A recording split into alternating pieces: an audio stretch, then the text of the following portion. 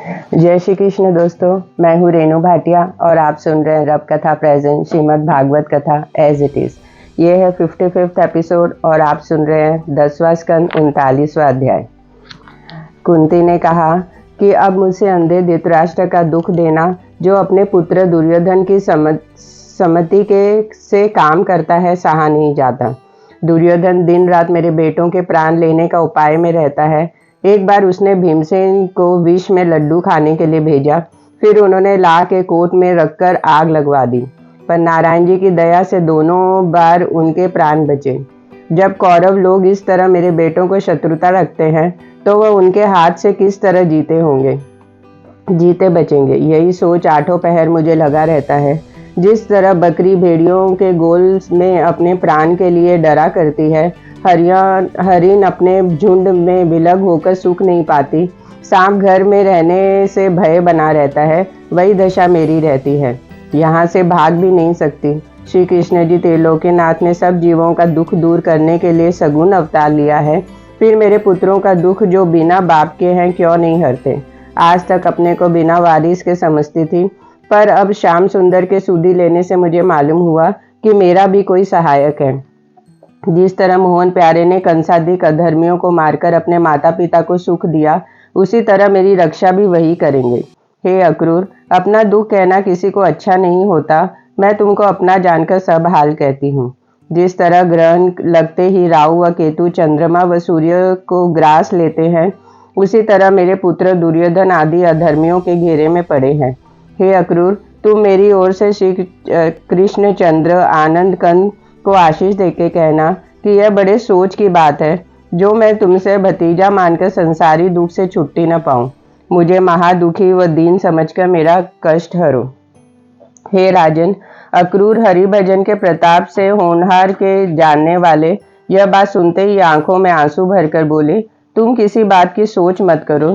तुम्हारे पांचों पुत्र श्री कृष्ण जी की दया से अपने शत्रुओं को जीत लेंगे और वह बड़े प्रतापी राजा होंगे। श्याम व बलराम ने यह संदेश तुम्हें कहा है कि फूफी किसी बात की चिंता न करो, मैं जल्दी उनके पास आता हूँ। जब अक्रूर इसी तरह कुंती व युधिष्ठिर आदि को धैर्य देके वहां से विदा हुए और विदुर को साथ लिए हुए हस्तिनापुर वासियों से युधिष्ठिर आदि पांचों भाइयों का चलन व व्यवहार पूछने लगे, तो सबका मत यह पाया कि राजगद्दी युधिष्ठिर को हो। फिर अक्रूर ने विदुर समेत धृतराष्ट्र के पास जाकर कहा, महाराज, तुमने कौरव कुल में श्रेष्ठ होकर अपनी बड़ाई क्यों खो दी। राजा पांडु अपने भाई की गद्दी लेकर युधिष्ठिर आदि अपने भतीजों को, जो बिना बाप के हैं, क्यों दुख देते हो। तुम ज्ञानवान होकर दुर्योधन आदि अपने अधर्मी बेटों की सम्मति से क्यों ऐसा पाप लेते हो। मनुष्य अकेला उत्पन्न होता है और मरते समय कोई उसके साथ नहीं जाता।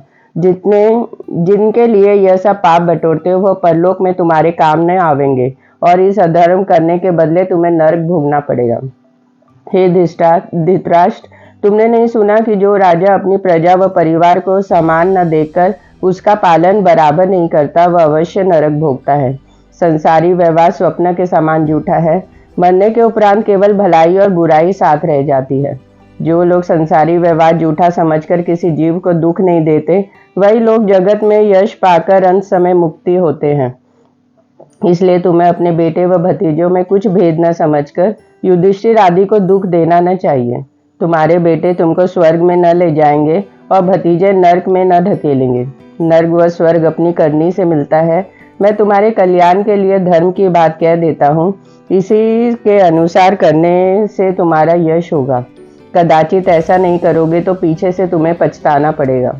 यह सुनते ही धृतराष्ट्र अक्रूर के हाथ पकड़कर बोले, हे भाई, तुम यह अमृत रूपी व मंगलकारी बातें हमारे लिए बहुत अच्छी कहते हो, और मैं भी समझता हूँ कि श्री कृष्ण जी ने पृथ्वी का भार उतारने के लिए जन्म लिया है। भला व बुरा करने की सामर्थ्य उनमें है। जो वह चाहेंगे सो होगा, उनकी इच्छा प्रबल है। पर मैं क्या करूँ, तुम्हारा उपदेश हृदय में नहीं ठहरता, बिजली की तरह चमक कर निकल जाता है। दुर्योधन आदि हमारा कहना नहीं मानते, हमारे मन का काम करते, अपने मन का काम करते हैं, इसलिए मैं उनकी बातों में कुछ नहीं बोलता। अकेला बैठा हुआ परमेश्वर का भजन करता हूँ। तुम मेरी दंडवत श्री कृष्ण जी को कह देना। यह सुनकर अक्रूर ने कहा, हे धृतराष्ट्र, परमेश्वर की माया बड़ी बलवान है। जो मेरा उपदेश तुम्हें नहीं लगता, न मालूम वैकुंठनाथ की क्या इच्छा है। ऐसा कहकर अक्रूर धृतराष्ट्र को दंडवत करके उठ खड़ा हुआ और कुंती के घर चला गया। उसे धैर्य देकर रथ पर चढ़ा और मथुरा को चला। अक्रूर ने मथुरा में पहुंचते ही राजा अग्रसेन और वासुदेव जी के सामने श्याम व बलराम से हाथ जोड़कर विनय किया, हे दीनानाथ, मैंने हस्तिनापुर में जाकर देखा कि तुम्हारी फूफू और युधिष्ठिर आदि पांचों भाइयों को दुर्योधन के हाथ से बहुत दुख पाया। मैं अधिक क्या कहूँ, आप अंतर्यामी सब हाल जानते हैं। कौरवों का अधर्म आपसे छिपा नहीं है। जब ऐसा कहकर अक्रूर अपने घर चला गया, तब श्री कृष्ण वैकुंठनाथ संसारी मनुष्य की तरह पहले उदास हो गए, फिर बलभद्र जी को सम्मत करके उसी समय प्रण किया कि महाभारत करा के पृथ्वी का भार उतारूंगा। इतनी कथा सुनाकर सुखदेव जी बोले, हे राजन, जो मैंने वृंदावन व मथुरा की लीला तुमको सुनाई, यह पूर्वार्ध कथा कही है। अब उत्तरार्ध कथा श्री द्वारिकानाथ की कृपा से सुनाऊंगा। 50वां अध्याय। सुखदेव जी बोले, हे परीक्षित, जिस तरह श्याम सुंदर ने जरासंध की सेना मारकर कालेवन का नाश किया, वह राजा मुचुकुंद को भवसागर पार उतार दिया, द्वारका में जाकर बसे, वह हाल सुनाता हूँ, सुनो। राजा उग्रसेन धर्म पूर्वक मथुरा का राज्य करते थे और भक्त हितकारी श्याम व बलराम उनकी प्रजा का पालन करते थे। उस राज्य में कोई दुखी नहीं था, पर अस्ति और प्राप्ति नाम के राजा कंस की दोनों स्त्री अपने पति के सोच से बहुत उदास रहा करती थी। एक दिन दोनों बहन आपस में रोकर कहने लगी कि अब यहाँ अनाथ पड़े रहने से अपने पिता के घर चले जाना उचित है। यह विचार कर दोनों बहन रथ पर चढ़कर जरासंध के घर चली गई, और जिस समय श्याम व बलराम ने राजा कंस को दैत्यों समेत मारकर उग्रसेन को राज्य दिया, वह सब हाल रो रोकर अपने पिता से कहा। यह समाचार सुनते ही अभिमानी जरासंध बड़ा क्रोध करके अपने सभा वालों से बोला कि ऐसा कौन वीर यदुकुल में उत्पन्न हुआ है जिसने कंस ऐसे महाबली को दैत्यों समेत मार डाला। अब मैं यह प्रण करता हूँ कि कंस के बदले मथुरापुरी को यदुवंशियों समेत जलाकर राम व कृष्ण को जीता बांध न ले आऊं, तो अपना नाम जरासंध न रखूं। अभिमानी जरासंध श्याम व बलराम की महिमा नहीं जानता था। वह बोला कि यदुवंशी लोग इस योग्य नहीं हैं जो मैं सेना लेकर उनके लड़ने जाऊं। इसी तरह से एक गदा फेंककर उन्हें मार डालूंगा। जरासंध वरदान पाने के प्राप्त से जब बैर गदा सिर के चारों ओर घुमाकर जहां फेंकता था, उतने ही योजन पर वह गदा जाकर शत्रुओं को मारती थी। जब जरासंध ने उसी घमंड से 1000 मन की गदा 100 बार घुमाकर मथुरापुरी पर, जो 4 कोस दूर मगध देश में थी, फेंकी, तब श्याम सुंदर अंतर्यामी ने अपनी गदा चलाकर उसकी गदा मथुरापुरी के निकट गिरा दी। वह गदा बिना काम किए मगध देश में फिर आ गई। तब जरासंध ने अचंबा मानकर मन में कहा, जिसने मेरी गदा को रोक दिया वह बिना युद्ध किए नहीं मारा जाएगा। ऐसा विचार कर उसने सब राजाओं को जो उसकी आज्ञा में रहते थे बुला भेजा और 23 अक्षोणीय सेना साथ लेकर मथुरापुरी में चढ़ गया। 10,800 हाथी, 30,870 रथ, 66,000 घोड़े के सवार, 1,09,000 350 पैदल सिपाही, इन सब 2,08,030 मनुष्य की सेना एक अक्षौण्य दल कहलाता है।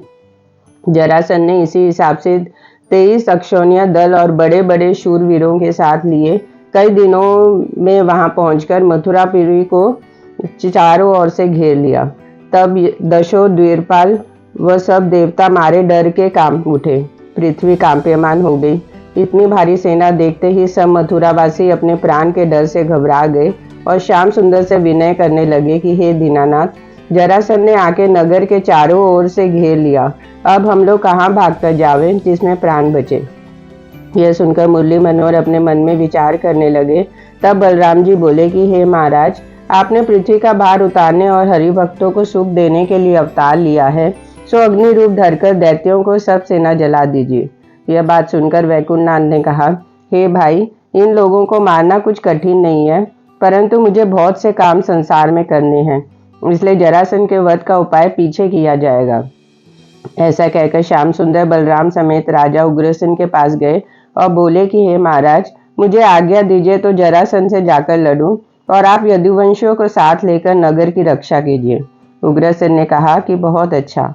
श्याम व बलराम उनसे आज्ञा पाते ही नगर के बाहर आए।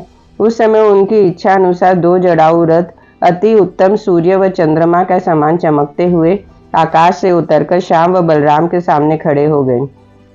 मुरली मनोहर के का रथ पर सुदर्शन चक्र, शाग्ड धनुष, बाणों से भरा हुआ तरकस, नंद तलवार, कौमुदी गदा रखी थी। ध्वजा पर गरुड़ की मूर्ति बनी थी।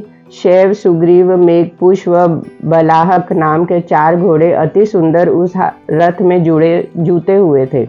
दारुक नाम का सारथी उस पर बैठा था। बलभद्र जी के रथ पर उनका हल व मुशल रखा था।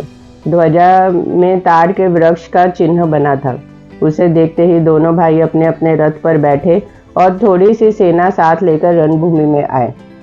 जैसे ही श्याम सुंदर ने जरासंध की सेना में मारू बाजा बजते ही सुनकर अपना पंचजन्य शंख बजाया, वैसे ही पृथ्वी व आकाश मारे डर के कांप उठी। जरासंध के शूरवीरों का हृदय धड़कने लगा। जब जरासंध अपना रथ बढ़ाकर श्री कृष्ण जी के सामने ले आया, तब श्याम और बलराम ने अपना रथ बड़ी वेग से उनके सामने ले गए।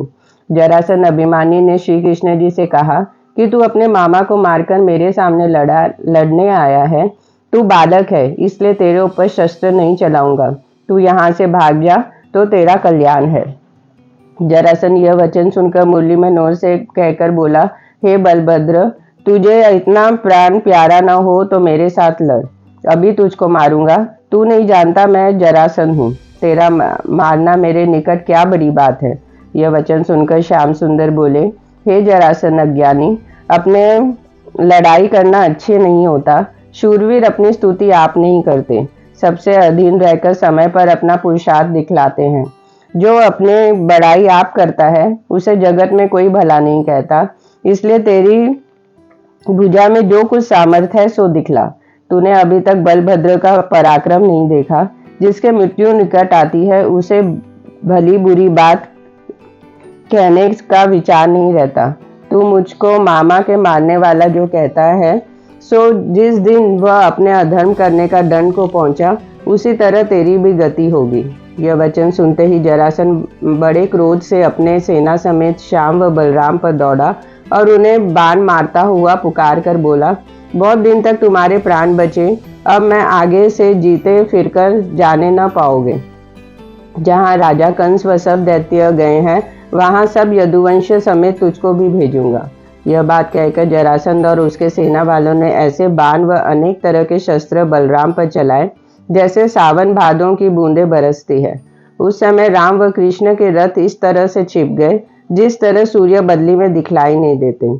जब मथुरा नगर की स्त्रियां जो अपनी अपनी अटारियों पे चढ़कर इस युद्ध का कौतुक देखती थी, श्याम व बलराम का रथ नहीं देखा तो दुखी होकर रोने लगी। जब जरासंध आदि ने मोहन प्यारे की सेना को मारना चाहा, तब राम व कृष्ण अपना अपना रथ दौड़ाकर उनकी सेना पर ऐसे टूटे जिस तरह सिंह हाथियों के गोले पर झपटता है। जब श्याम व बलराम चाक के समान अपना रथ घुमाकर युद्ध करने लगे, तब शूरवीर लोग मार मार कहकर प्राण देते और कायर लोग मारे डर के पीछे भागकर गिर पड़ते थे। उस समय जरासंध की सेना चारों ओर से घटा के समान घेरी थी और दोनों भाइयों ने कुंडल बिजली के समान चमकते थे। देवता आकाश से यह कौतुक देकर मुरली मनोहर की विजय मनाते थे। इतनी कथा सुनाकर सुखदेव जी बोले, हे परीक्षित, जब श्याम सुंदर अंतर्यामी ने मथुरा वासियों को चिंता करते देखा, तब धनुष चढ़ाकर ऐसा बाण छोड़ दिया कि प्रभु की माया से लाखों तीर होकर जरासंध की सेना में शूरवीर दैत्यों के लगे। बलराम ने महाक्रोध से अपना हल व मुशल उठाकर मारना आरंभ किया। दोनों भाइयों ने जो अपनी भ्रकुटी फेरने से तीनों लोकों का नाश कर सकते थे, मनुष्य तन धरने के कारण अढ़ाई घड़ी में जरासंध की सेना वाहनों समेत मार डाली और जरासंध के सिवा कोई जीता नहीं बचा। रणभूमि में लोहू नदी के समान बहने लगी। हाथियों के शरीर व मस्तक में रुधिर बहता हुआ ऐसा मालूम होता था जैसे काले पहाड़ों से झरना झरते हैं। रथियों के मारे जाने से खाली रथ उजड़े हुए घर मालूम होते थे और नौका के समान उसी नदी में बहते थे। कटे हुए सिर कछुए की तरह बहते थे। काटे हुए हाथ सांप व मछली के समान दिखलाई देते थे। हाथियों का शरीर पुल ऐसा मालूम होता था। धनुष गिरी हुई लहर के समान दिखलाई देता था। टूटे हुए पहिया भंवरे ऐसे मालूम होते थे। सेनापतियों के रत्न जड़ित भूषण ऐसे चमकते थे जैसे नदी के किनारे बालू चमकती है। उस समय केशव मूर्ति को रणभूमि में महादेव जी भूत व प्रेत की सेना अपने साथ लिए मुंडों की माला पहने हुए दिखलाई दिए। और क्या देखा कि भूतनियां व योगिनियां खप्पर भरकर लहू पीती है। गिद्ध कौवे गिदड़ लोथों पर बैठे हुए मांस खाकर एक दूसरे से झगड़ते हैं। उसी समय श्री कृष्ण आनंद कंद की महिमा से क्षण भर हवा में उन सब लथों को बरोड़कर एक जगह ढेर लगा दिया और अग्नि ने सबको जलाकर भस्म कर डाला। मेघ ने पानी बरसाकर सब राख व हड्डी आदि को बहा दिया। जिन पांचों तत्वों से पुतला तैयार होता है वह पांचों अपने अपने रूप में मिल गए। उस सेना को आते सबने देखा, फिर किसी ने न जाना कि क्या हो गई। जब रणभूमि में अकेला जरासंध खड़ा होकर बलराम जी से गदा युद्ध करने लगा, तब बलभद्र ने उसके गले में हल डालकर पकड़ लिया और उसका वध करना विचार कर श्याम सुंदर से पूछा, आज्ञा दीजिए तो इस अधर्मी को मार डालूं। श्री कृष्ण ने कहा कि अभी इसके मरने का समय नहीं है भाई, मैंने पृथ्वी का भार उतारने की और दैत्यों व अधर्मी राजाओं को मारने के लिए अवतार लिया है। तुम जरासंध को जीता छोड़ दो। यह कई बार दैत्यों व अधर्मी राजा को बरोड़कर मुझसे लड़ने आवेगा, तब हम उन सबको मारकर पृथ्वी का भार उतारेंगे। जब यह बात सुनकर बलराम जी ने जरासंध को जीता छोड़ दिया, तब वह अति लज्जित होकर अपने देश को चला गया। उसने चाहा कि राजगद्दी छोड़कर वन में चला जाऊं। इतने इष्ट व मित्र के मारे जाने का सोच कैसे छूटेगा। दूसरे राजा लोग जो उसके मित्र थे जरासंध का हाल सुनकर वहां आए और उसे धैर्य देके समझाया कि लड़ाई में जीत व हार सदा से होती है, इसलिए शूरवीर व ज्ञानियों का दोनों बात में हर्ष व विषाद करना उचित न होकर धैर्य रखना चाहिए, क्योंकि फिर सेना बटोरकर शत्रु से युद्ध करना कुछ मना नहीं है। परमेश्वर की दया से कृष्ण व बलराम को यदुवंशियों समेत मारकर कंस के पास भेज देंगे। यह वचन सुनते ही जरासंध धैर्य धरकर सेना बरोटने लगा। श्याम व बलराम की सेना में किसी के घाव भी नहीं लगा था। आनंद पूर्वक राज मंदिर पर आए। उस समय देवताओं ने दोनों भाइयों पर फूल बरसाए। जिस समय श्री दुखभंजन भक्त हितकारी नगर में पहुंचे, उस समय सब मथुरा वासियों ने बड़े हर्ष से अपने अपने घर मंगलाचरण मनाया। ब्राह्मणों ने वेद पढ़ना आरंभ किया। स्त्रियां कोरे बर्तन में दही शगुन के वास्ते लेकर अपने अपने द्वार पर खड़ी हो गई। अनेक स्त्रियां अपने अपने अटारियों पर से उन पर फूल बरसाने लगी। इस तरह श्याम व बलराम सबको आनंद देते हुए राजा उग्रसेन के पास जाकर उनके चरणों पर गिर पड़े और विनय किया, हे पृथ्वीनाथ, हमने तुम्हारे पुण्य व प्रताप से शत्रुओं को मार कर भगा दिया है। अब आनंद पूर्वक राज्य करके प्रजा को सुख दीजिए। यह वचन सुनकर उग्रसेन बड़े हर्ष से राज्य करने लगे। हे राजन, जब इसी तरह 17 बार जरासंध 23 अक्षौहिणी दल साथ लेकर मथुरा में लड़ने आए, वह श्याम व बलराम ने उनकी वही गति की, तब जरासंध ने अति लज्जित होकर मन में कहा कि अब अपने देश में जाकर क्या मुख दिखलाऊंगा। उत्तम यह है कि वन में तप करके किसी देवता का वरदान लेकर राम व कृष्ण से फिर लड़ूं। परमेश्वर की दया से एक बार में श्री कृष्ण मेरे सामने से युद्ध से भाग जावें तो मैं उसके बड़ी विजय मानूं। ऐसा विचार कर जरासंध वन की ओर चला गया। तब परमेश्वर की इच्छा अनुसार नारद मुनि ने राह में उसे मिलकर पूछा, हे राजन, तुम किस लिए उदास हो। जरासंध दंडवत करके विनय किया, महाराज, मैं 17 बार श्याम व बलराम से युद्ध में हार गया, इसलिए मारे लज्जा के मुझे किसी को अपना मुख नहीं दिखलाया जाता। एक बार वह भी मेरे सामने से भाग जावे तो मेरी इच्छा पूर्ण हो। यह वचन सुनकर नारद जी बोले, हे जरासंध, काबुल में काले मन नाम का मलेच्छ राजा बड़ा बलवान रहता है।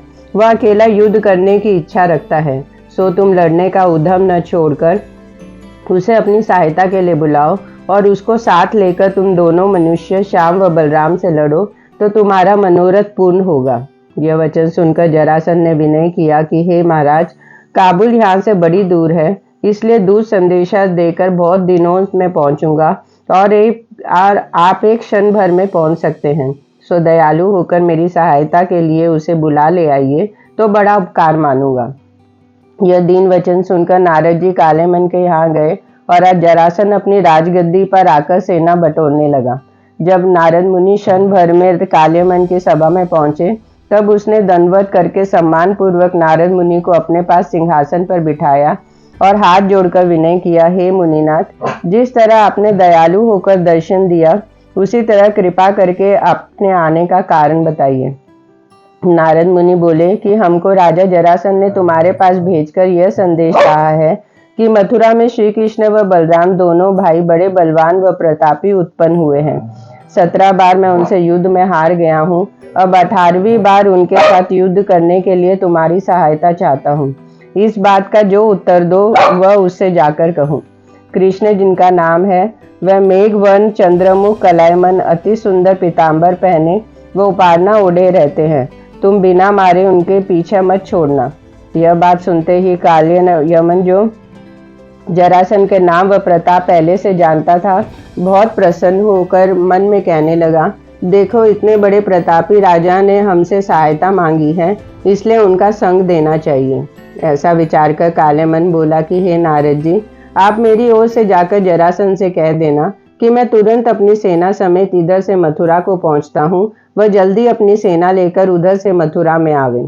ऐसा कहकर काल्यमन अपनी सेना साजने लगा और नारद जी वहां से जरासन के पास आए और यह हाल उनसे कहकर ब्रह्मलोक को चले गए। काल्यमन 3 करोड़ मलेच्छों की सेना, जो बहुत मोटे बड़े बड़े दांत व लाल आंखें वाले भयानक रूप मैले कपड़े पहने थे, अपने साथ लेकर मथुरा को चला। थोड़े दिन में वहां पहुंचकर अपनी सेना से मथुरापुरी को घेर लिया। राजा जरासन भी 23 अक्षौहिणी समेत मथुरा को चले। जब मथुरावासी कालेमन की सेना देखकर मारे डंक से कांपने लगे, तब श्याम सुंदर ने द्वारकापुरी बसाना विचार कर बलराम जी से कहा, अब क्या उपाय करना चाहिए। कालेमन ने अपनी सेना से नगर को घेर लिया और जरासन भी अपनी सेना समेत आजकल में आना चाहता है। एक से युद्ध करूंगा तो दूसरा राजा मथुरापुरी को लूटकर प्रजा को बहुत दुख देगा। बलराम जी ने कहा, जैसा उचित हो वैसा कीजिए। यह वचन सुनकर जैसे वृंदावन बिहारी ने मथुरा को समुद्र को याद किया, वैसे ही उनके निकट चला आया। मुरली मनोहर ने समुद्र से कहा, तुम 12 योजन पृथ्वी अभी पानी से खाली कर दो, यहाँ हम एक पुरी बसावेंगे। समुद्र में उनकी आज्ञानुसार उसी तरह 12 योजन पृथ्वी पानी से खाली कर दिया। श्याम सुंदर ने उसी क्षण विश्वकर्मा को बुलाकर कहा, तुम समुद्र के टापू पर इसी तरह एक नगर इस तरह रचो जिसमें सब यदुवंशी आदि मथुरावासी सुख से रहे। यह आज्ञा पाते ही विश्वकर्मा ने उसी समय समुद्र के टापू में जाकर एक कोट सुनहला 12 योजन के घेरे में बनाया। उसके भीतर अनेक मंदिर सुनहरे बहुत उत्तम बनाकर उसमें रत्नादिक जड़ दिए और जड़ाऊ की वाड़े लगाकर सब द्वारों पर मोतियों की झालर लटका दी। कोट के कंगूरे जड़ाऊ बनाकर अति उत्तम बाजार रच दिया और 16,108 महल बहुत उत्तम श्याम सुंदर के रहने के लिए बनाकर उसमें ऐसा बढ़िया रत्नादिक जड़ दिया कि जिसमें चमक 1000 सूर्य से अधिक दिखलाई पड़ती थी। सब स्थानों में अनेक रंग के फूल व फल लगे थे। बाग बनाकर कुंड व बावली को गुलाब जल से भर दिया। सब महलों में बड़े बड़े आंगन तैयार करके हाथी घोड़े गौ बैल बांधने और रथ गाड़ी आदि रखने के लिए स्थान अलग अलग बना दिए। सब मंदिरों के द्वार पर नौबत झरने व द्वारपाल के रहने के लिए अलग अलग स्थान बनाकर कोट के चारों ओर उत्तम उत्तम वाटिका लगा दी। जितनी वस्तु गृहस्थी की होती है वह सब स्थानों में रखकर चारों वर्णों के रहने के लिए अलग अलग महल्ले बना दिए। हे परीक्षित, जब विश्वकर्मा ने वैकुंठनाथ की दया से यह सब मुहूर्त भर में तैयार करके द्वारकापुरी उसका नाम रखा, तब वरुण देवता ने श्याम कर्ण घोड़े, कुबेर देवता ने उत्तम उत्तम रथ व रत्नादिक इंद्र ने सुधर्मा द्वारा द्वारका में पहुंचा दी। इसी तरह अनेक देवता बहुत उत्तम उत्तम वस्तु जिनका नाम कहाँ तक वर्णन किया जावे वहां ले जाकर रख दिए। जब विश्वकर्मा ने द्वारिकापुरी जहाँ जाने से काम क्रोध मोह व लोभ नहीं व्यापते रचकर श्याम सुंदर से खबर की, तब कृष्णचंद्र आनंद कर ने उसी क्षण योग माया को बुलाकर कहा कि तुम सब मथुरा वासियों को गौ, घोड़े, हाथी आदि सब वस्तुओं समेत रातों रात मथुरा से ले जाकर द्वारका में पहुंचा दो। कोई मनुष्य यह भेद न जाने। योग माया ने उसके आज्ञा अनुसार उसी क्षण राजा उग्रसेन व वासुदेव आदि सभी मथुरा वासियों को जो नींद में सोए थे वहां से उठा ले जाकर द्वारकापुरी में पहुंचा दिया। जब मथुरावासी समुद्र का शब्द सुनकर नींद से चौंक उठे तब अचंबा मानकर आपस में कहने लगे कि यहाँ समुद्र कहाँ से आया। जब उन्होंने अच्छी तरह विचार किया तो मालूम हुआ यह दूसरा नगर वासुदेव की इच्छा से समुद्र में बसा है। जब उन्होंने मथुरा से उत्तम स्थान में अपने को देखा तो गृहस्थी के सब वस्तुएं वहां पाई। तब स्त्री व पुरुष प्रसन्न होकर मोहन प्यारे की बड़ाई करने लगे। 51वां अध्याय। सुखदेव जी ने कहा, हे परीक्षित, जब श्याम सुंदर मथुरा वासियों को द्वारका भेज चुके तब बलभद्र ने मथुरा में छोड़कर आप प्रातः समय अकेले चतुर्भुजी रूप धारण किए, जड़ाऊ मुकुट सूर्य से अधिक चमकता हुआ सिर पर बांधे, कुंडल व पीतांबर पहने, पौष्टक मणि व मोतियों का हार वैजंती माला गले में डाले, रेशमी उपरना ओढ़े, अंग अंग पर रत्न जड़ित भूषण साजे, शंख चक्र गदा पद्म चारों हाथ में लिए, केसर का तिलक लगाए, ताप हरिणी चितवन मन मन मुस्कुराते हुए काल्य मन के सम्मुख आए। जब काल्यमंग ने नारद मुनि के कहने के अनुसार उनसे सब लक्षण देखे तब श्याम सुंदर को अति बलवान समझकर मन में कहा कि राजा कंस और जरासन की सेना को इसी पुरुष ने मारा था, पर इस समय यह कुछ शस्त्र न लेकर पैदल मेरे सम्मुख लड़ने आया है, सो इसके साथ शस्त्र लिए रथ पर चढ़े हुए युद्ध करना धर्म नहीं है। ऐसा विचार कर कालेमन रथ से कूद पड़ा और पुकारकर अपनी सेना वालों से कहा कि कोई मनुष्य इस मोहनी मूर्त पर शस्त्र नहीं चलाओ। ऐसा कहकर कालेमन अकेला श्याम सुंदर के निकट आया। मोहन प्यारे ने एक तो मलेच्छ का अंग छूना उचित नहीं जाना, दूसरा उन्हें देवता का वरदान सत्य करने के लिए राजा मुचचुंद को अपना दर्शन देके भवसागर पार उतारना था, इसलिए वैकुंठनाथ उसके सामने से भागे। कालेमन उनको दौड़ते पकड़ने के लिए पीछे दौड़ा। मुझको कंस व जरासन मत समझो, मैं यदुवंशियों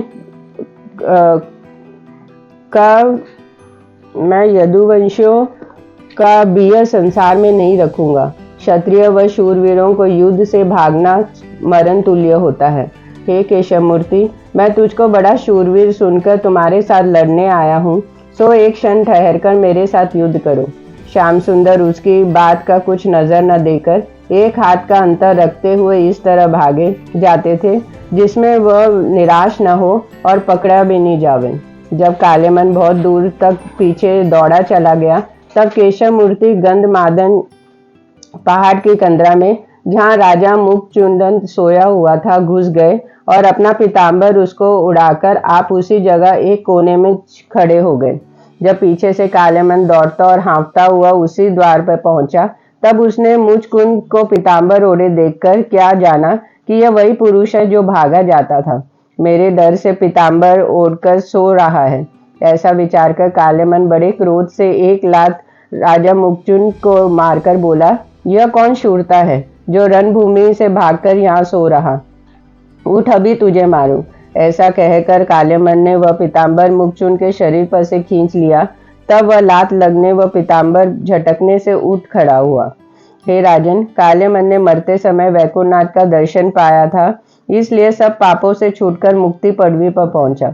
इतनी कथा सुनाकर परीक्षित ने पूछा, हे मुनिनाथ, मुखचुंद कौन तेजवान था और किस कारण कंदरा में सोया था जिसकी दृष्टि पड़ने से कालेमन ऐसा प्रतापी राजा जल गया। सुखदेव जी बोले, हे परीक्षित, मुचकुंद राजा इक्ष्वाकु कुल के में युवनाशव का पुत्र और मागधाता का पुत्र बड़ा प्रतापी और चक्रवर्ती राजा होकर अपने धन व तप के बल से सब राजाओं को अधीन किए था। उन्हीं दिनों दैत्यों ने देवताओं को लड़ाई में जीतकर उनका राज सिंहासन छीन लिया। तब इंद्र और वरुण आदि देवता राजा मुखचुंद की शूरता व बड़ाई सुनकर मृत्युलोक में आए और उनसे विनय किया कि तुम लोग दैत्यों के हाथ से बहुत दुख पाकर हम तुम्हारी शरण में आए हैं, सो सहायता करके दैत्यों से हमारा राज्य दिलवा दीजिए। यह बात सदा से होती आई है कि जब देवताओं, ब्राह्मण और ऋषिवरों को दुख पड़ता है तब क्षत्रिय लोग उनकी रक्षा करते हैं। यह दीन वचन सुनकर राजा मुक्चुन ने देवताओं का सहायक होकर दैत्यों से युद्ध किया और दैत्यों को जीतकर देवताओं को राज्य दे दिया। जब जब देवताओं को दैत्य लोग दुख देते थे तब तब राजा मुक्चुन देवताओं की सहायता करके दैत्यों को भगा देता था। एक बार मुक्चुन को दैत्यों से लड़ते हुए कई युग बीत गए। तब स्वामी तिर्कयज्ञ देवताओं की सहायता करने लगे। उस समय देवताओं ने राजा मुक्चुन से कहा कि अब हम लोगों की सहायता स्वामी कार्तिकेय करेंगे। तुमने हमारे लिए बड़ा परिश्रम किया, इसलिए मुक्ति के सिवा जो वरदान मांगो सो तुमको दे। राधे राधे। प्रेम से बोलो राधे राधे।